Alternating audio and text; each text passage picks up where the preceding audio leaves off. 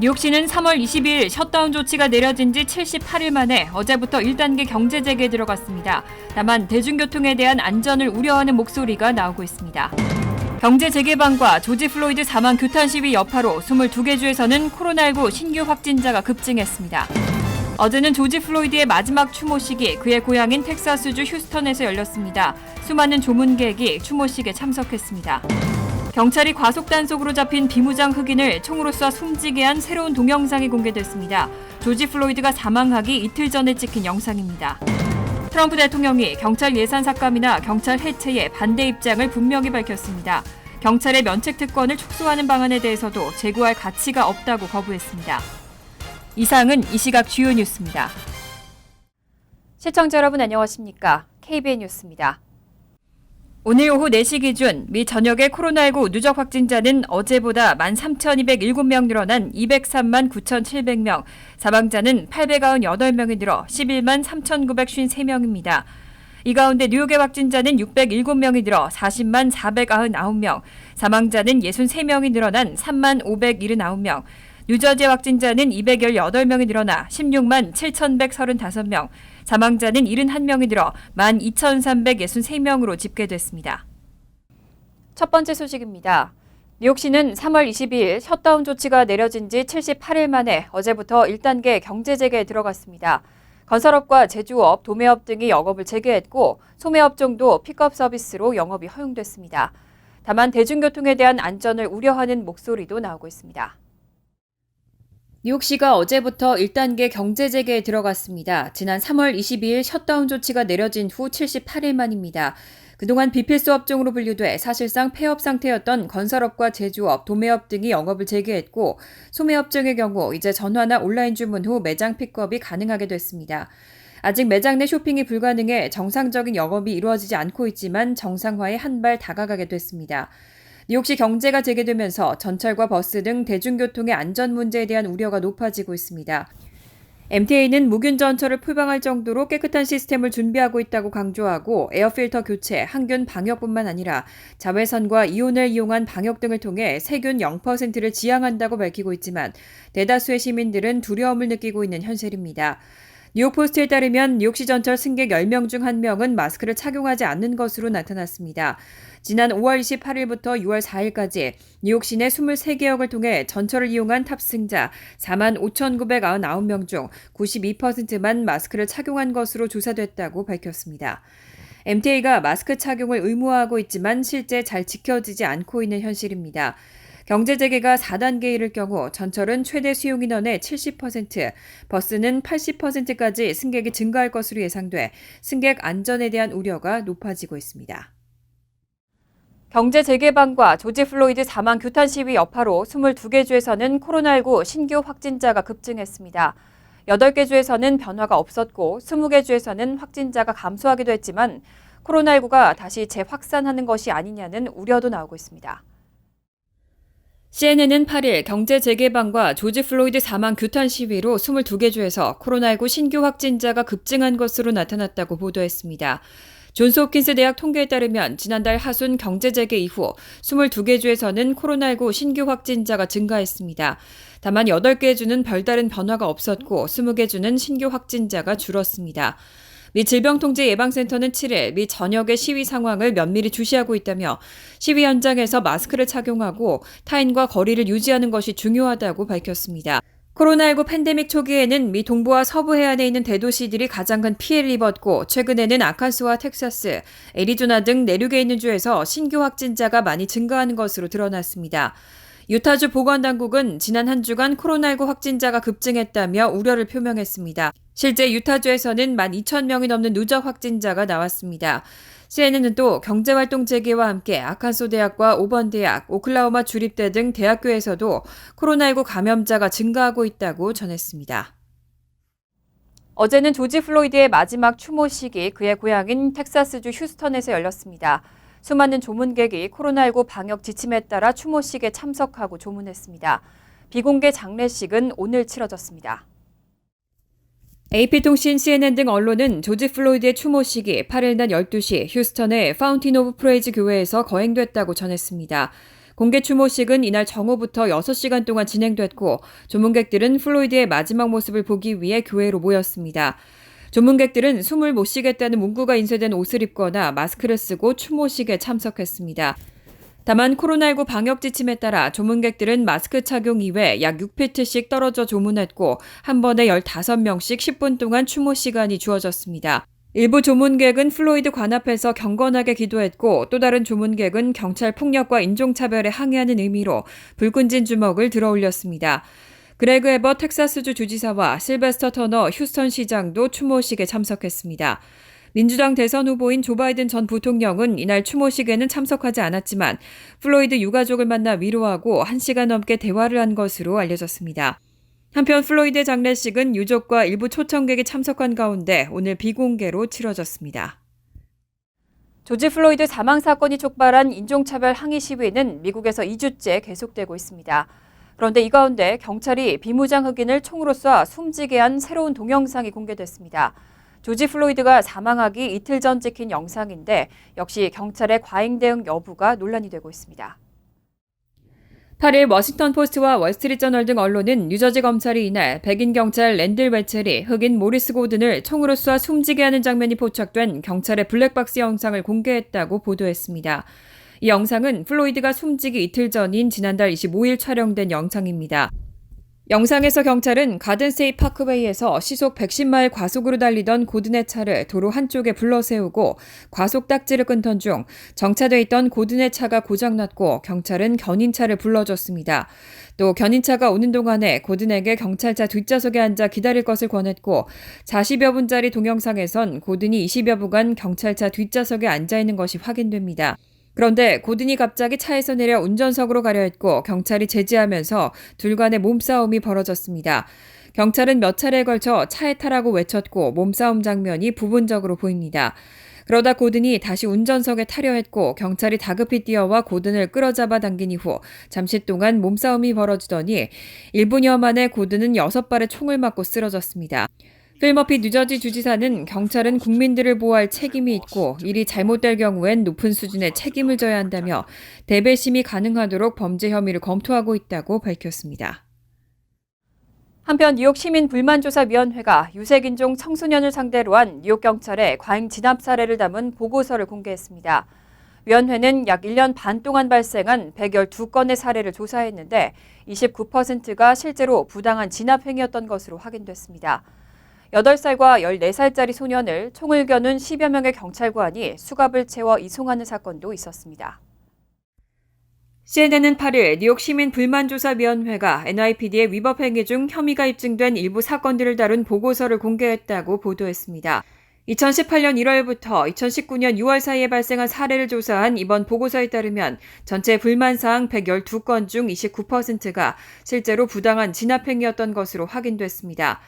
사례 중에는 8살짜리 흑인 소년과 14살 히스패닉의 소년이 장난감 막대기를 들고 집으로 걸어가던 중 경찰에게 체포된 사건이 포함됐습니다. 소년들은 주의를 에워싼 경찰차 8대에서 10대와 총을 겨눈 10여 명의 경찰관에 의해 제압돼 수갑을 찬 채로 경찰서에 이송됐습니다.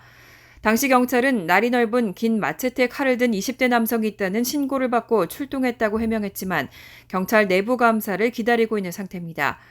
프레스 데이비 시민불만위원회 위원장은 이날 성명을 통해 수년간 경찰의 위법행위 관련 뉴스를 경험했다며 NYPD가 어떻게 청년들을 단속하고 법 집행의 불균형을 해소하면서 경찰의 기강을 확립할 것인지 재고해야 할 때라고 지적했습니다.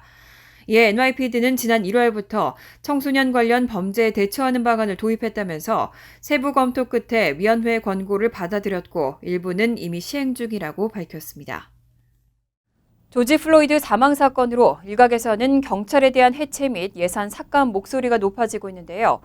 이 가운데 트럼프 대통령은 예산 삭감이나 경찰 해체는 없을 것이라면서 반대 입장을 분명히 밝혔습니다. 경찰의 면책 특권을 축소하는 방안에 대해서는 제고할 가치도 없다고 거부했습니다. 8일 더힐은 트럼프 대통령이 이날 백악관에서 데니얼 캐머런 켄터키 검찰총장과 팻 유어스 연방경찰공제조합 대표 그리고 경찰서장들과 만나 예산 삭감과 경찰 해체는 없을 것을 분명히 했다고 보도했습니다.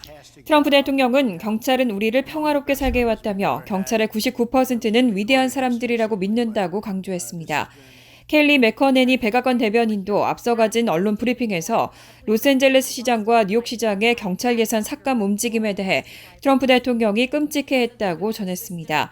그는 예산 삭감은 경찰서를 완전히 없애지는 않더라도 경찰을 자르고 경찰서를 줄인다는 것을 의미한다며 트럼프 대통령은 동의하지 않는다고 설명했습니다. 매커넨이 대변인은 또 경찰관의 면책 특권을 축소하자는 민주당의 제안에 대해서도 재고할 가치도 없다며 거부 의사를 밝혔습니다.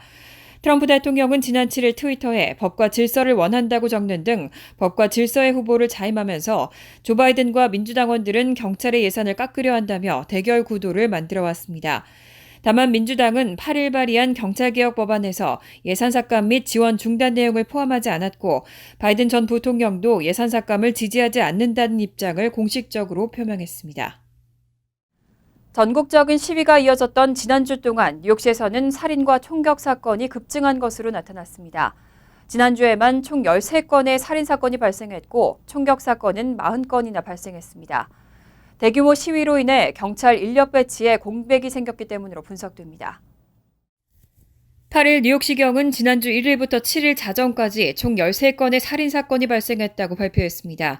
NYPD에 따르면 지난해 같은 기간에 살인 사건인 총 5건의 2배 이상으로 늘어난 셈입니다. 또 총격 사건의 경우 지난주 총 40건이 발생하면서 2015년 이후 일주일 내 총격 사건 발생 건수로 가장 높은 수치를 기록했습니다. 지난해 같은 기간에는 올해 절반가량인 24건이었습니다. 지난주 총격 살인사건이 불어난 원인으로는 조지 플로이드 시위로 인해 경찰 인력 배치에 공백이 생겼기 때문으로 분석됩니다. 뉴욕시의 경우 전반적으로 평화 시위가 이뤄졌지만 시위 초기 폭력 시위 및 약탈, 폭동이 일어나면서 이를 진압하기 위해 야간 통행 금지와 수천 명의 경찰 인력 배치 등이 이뤄졌습니다. 한국 외교부에 따르면 한인업소도 8일 기준 최소 6건의 업소 피해를 입었고 인명피해는 확인되지 않았습니다. 한편 NYPD에 따르면 최소 1건의 총격 사건이 약탈자들과 연관을 보이고 있는 것으로 파악됐습니다. 뉴욕주 의회가 코로나19 사태로 피해를 입은 소기업들이 보험으로 피해 보상을 받을 수 있도록 하는 법안을 추진하고 있습니다. 보험 약관에는 명시돼 있지 않지만 법안을 만들고 코로나19로 인한 손해를 소급해서 보상받도록 하겠다는 겁니다. 하지만 현실적으로 실현 가능할지는 미지수라는 분석입니다. 로버트 캐롤 주 하원 의원은 최근 코로나19로 인해 각종 손실을 입은 직원 수 250인 이하 소기업들이 보험으로 피해 보상을 받을 수 있도록 하는 법안을 상정했습니다. 이 법안은 각 보험사들이 기존 보험 약관에 코로나19 피해 보상 내용이 없다는 이유로 보험금을 주지 않고 있다며 많은 소기업들이 어려움을 겪고 있는 상황을 타개하기 위한 목적입니다. 캐럴 의원은 법안이 시행되면 뉴욕주 노동인구의 60%를 차지하고 있는 소기업들이 도움을 받을 것이라고 밝혔습니다. 하지만 전문가들은 보험사들이 뉴욕주 소기업들에게 코로나19 피해 보상금을 지급한다고 가정하면 한 달에 약 300억 달러가 들 것으로 계산하고 있습니다. 이런 정도로 매달 보험금을 지출하려면 기본적으로 1조 달러 정도가 있어야 하는데 현재 보험사들은 각종 상용보험과 관련해 1년에 총 1조 4천억 달러의 프리미엄을 갖고 있기 때문에 거의 불가능한 입장이라는 분석입니다. 또 연방헌법에 각 주정부는 불공정한 의무를 강제하는 법률은 만들 수 없다는 내용이 있는데 캐롤 의원의 법안은 보험 약관에 명시되지도 않은 코로나19 보상을 소급 적용하는 데다 보험사 한쪽의 불이익을 규정하고 있는 만큼 실제로 입법될 수 있을지는 미지수라는 분석입니다. 뉴욕시가 1단계 경제 정상화에 맞춰 버스 전용 차로를 신설합니다. 퀸즈 플러싱과 맨하탄, 브롱스 등 시 전역 9개 구간에 총 20마일 규모입니다. 차선 설치가 모두 완료되면 하루 평균 75만 명의 탑승객이 혜택을 받을 수 있을 것으로 전망됩니다. 빌 드블라지오 뉴욕시장이 8일 발표한 버스 전용차로 신설안에 따르면 퀸즈 플러싱 다운타운 샌포드 애비뉴와 노던 블러바드 사이 메인스트리트 0.3마일, 맨하탄 57가에서 34가 사이 5번가 1.1마일, 브롱스 서던 블러바드와 리버 애비뉴 사이 149가 2.7마일, 스타튼 아일랜드 링컨 애비뉴와 넬슨 애비뉴 사이 하이란 블러바드 6.6마일 등 시 전역 9개 구간에 총 20마일의 버스 전용 차로가 추가됩니다. 퀸즈 플러싱 메인스트릿에 추가되는 버스 전용 차로는 이번 달 중으로 공개되고 나머지 지역은 다음 달부터 오는 10월까지 순차적으로 시작될 계획입니다. 이번 버스 전용차로 신설 계획은 1년 동안 시범 운영되고 이후 사업 평가를 통해 연구 설치 방안이 결정됩니다. 뉴욕시는 새 버스 전용 차선 설치가 모두 완료되면 하루 평균 75만 명의 탑승객이 혜택을 받고 교통체증 감소와 버스 속도 증가 등의 효과가 있을 것으로 기대하고 있습니다.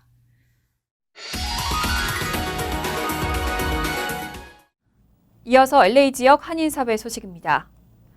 지난주 LA에서는 통행금지 위반으로 수천 명의 주민이 체포됐는데요. 이런 주민들은 형사처벌 대상에서 제외됩니다. 마이크 퓨어 LA시 검사장은 경찰의 공권력 남용을 규탄하는 시위를 벌이다 통행금지 위반으로 체포된 주민들에 대해 형사처벌을 고려하지 않고 있다고 밝혔습니다.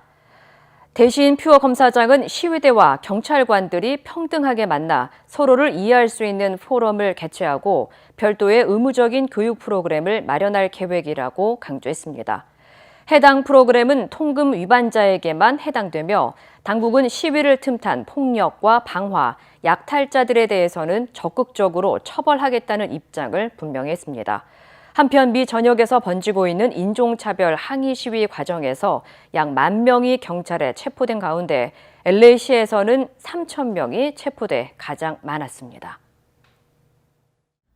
흑인 사망 사건으로 인한 소요 사태로 LA 한인타운에 배치됐던 주 방위군이 철수했습니다. LA 총영사관과 한인단체들은 한인타운을 지킨 주 방위군에 감사의 뜻을 전할 방침입니다. 인종차별 항의 시위가 진행되는 동안 한인타운 치안 유지를 위해 곳곳에 배치됐던 주 방위군은 오늘 임무를 마치고 원대에 복귀했습니다. 지난 1일부터 LA 한인타운에 전격 투입된 100여 명의 주 방위군은 LA 폭동 때와 비교해 한인타운 피해를 최소화하는 데 큰 도움이 됐다는 평가를 받아왔습니다. 이와 관련해 LA 총영사관과 LA 한인회 등 한인단체들은 조만간 LAPD와 주 방위군에 감사의 뜻을 전할 예정이라고 전했습니다. 간추린 소식입니다. 워싱턴 포스트는 8일 트럼프 행정부가 오는 9일자 연방 공보로 사냥 규제 완화를 담은 국립공원 서비스 규정을 발표한다고 보도했습니다. 해당 규정은 지난 2015년 10월 오바마 행정부가 마련했던 사냥 규제를 완화하는 내용을 담고 있고 공표 30일 후 발효됩니다. 이번 규정으로 사냥꾼들은 동면 중인 곰의 굴에 도넛 등의 미끼를 놓을 수 있게 되고 늑대굴에 헤드램프 같은 인공 불빛을 비추는 행위 등도 허용됩니다. 뉴욕주 복권국에 따르면 지난달 29일 실시된 메가밀리언 복권 추첨에서 $200만 2등에 당첨된 복권이 플러싱 메인스트릿에 위치한 델리 가게에서 팔린 것으로 확인됐습니다. 메가밀리언 홈페이지에 따르면 이날의 메가플라이어는 2배로 잭팟 당첨금은 $3억 3,600만 규모지만 1등 당첨자는 나오지 않았습니다. 메가밀리언 1등 당첨금은 $4억 100만 규모로 늘어났습니다. 퀸즈 검찰이 주요 경제범죄 전담부서를 신설합니다. 8일 멜린다 캐치 퀸즈 검사장은 해당 부서의 출범 소식을 발표하면서 이 부서가 전 조직범죄 및 갈치부서와 전 경제범죄 전담부서의 업무를 결합해 대규모 집단 경제범죄 조사 및 해결을 전담한다고 설명했습니다. 신설되는 주요 경제범죄 전담부서는 특히 수표 현금화와 신용카드 사기, 피싱 및 신분 도용 등을 일삼는 조직 범죄 집단을 집중적으로 추적할 예정입니다. 필 머피 뉴저지 주지사가 8일 각 지방정부가 관할하는 수영장과 사설 수영장의 운영을 22일부터 허용한다고 밝혔습니다. 머피 주지사는 많은 주민들이 수영하기를 희망하고 대부분의 타운 정부들이 관할 수영장 운영 허용을 원하고 있어 이번 결정을 내리게 됐다고 밝혔습니다. 연방질병통제예방센터는 코로나19가 물로 퍼진 사례는 없다며 전파 가능성이 적다는 입장입니다. 환율과 증권 소식입니다.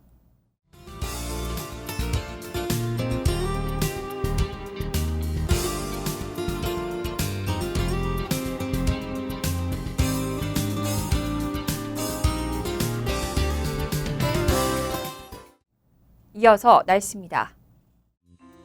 수요일은 화창하지만 가끔 구름이 많겠습니다. 낮 최고 기온은 84도, 섭씨 29도, 밤 최저 기온은 71도, 섭씨 22도로 예상됩니다.